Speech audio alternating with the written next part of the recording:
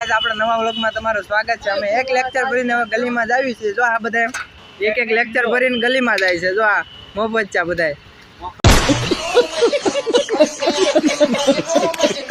આવીને જો આ બધા રખડવાના ધંધા ને અમારા આ જાનમાં આવ્યા છે ભણવા આવે કઈ સમજ જ ન પડે। જો